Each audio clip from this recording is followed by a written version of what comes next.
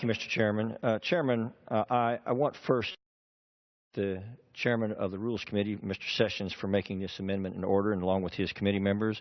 And I want to sincerely thank the chairman of the Energy and Commerce Committee, Mr. Upton, for his support for the amendment, and also just for the entire effort on his part and other committees of jurisdiction to move this underlying and critically important bill forward.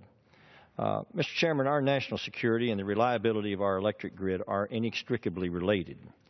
Without the grid, telecommunications no longer operate. Transportation of every kind is profoundly affected. Sewage and water treatment facilities stop, and safe and continuous food supply is interrupted. Contemporary society, Mr. Chairman, is not structured, nor does it have the means to provide for the needs of nearly 300 million Americans without electricity. The current strategy for recovery from a failure of the electric grid leaves us ill-prepared to respond effectively to a significant man-made or naturally occurring electromagnetic pulse event that would potentially result in damage to vast numbers of the critical electric grid components nearly simultaneously or over an unprecedented geographic scale.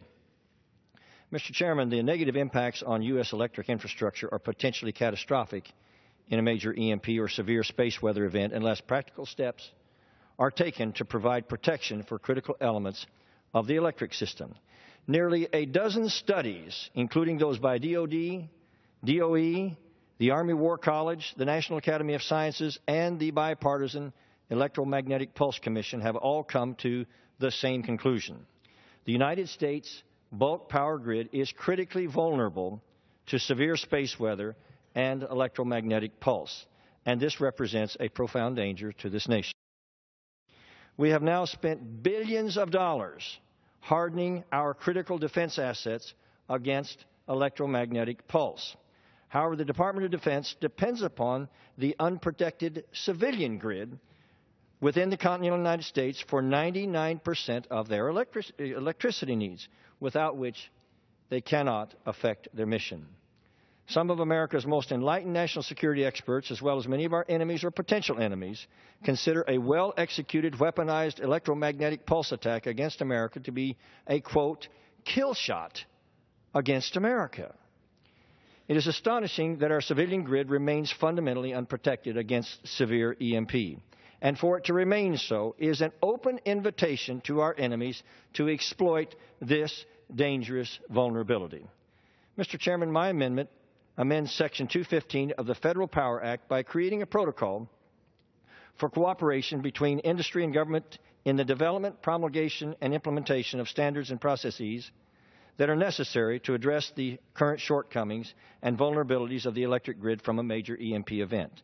This base bill does indeed provide for such protocols for the protection of the grid, but only in, quote, grid security emergencies, defined in the bill as the actual occurrence of an EMP event or the imminent danger of one, and only after the President issues a written directive declaring such an emergency. And, Mr. Chairman, that's akin to having a parachute that opens on impact.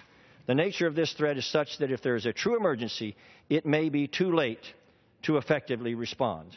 My amendment is critical because it proactively encourages cooperation on a solution to our vulnerability before it is deemed an emergency.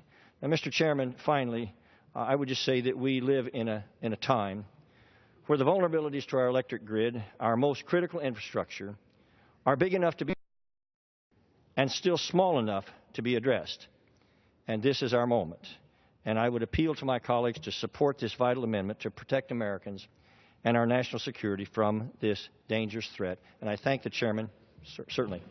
I would just say to the gentleman, I agree with what you have to say, that the electromagnetic pulse, EMPs, and geomagnetic disturbances really do pose a real threat to the grid. I think your amendment is constructive. It moves the bill forward. We have a few small concerns, but it is a good amendment, and I certainly intend to vote for it. Thank the gentleman. And I thank the chairman more than I know how to say, and I hope that it comes to fruition.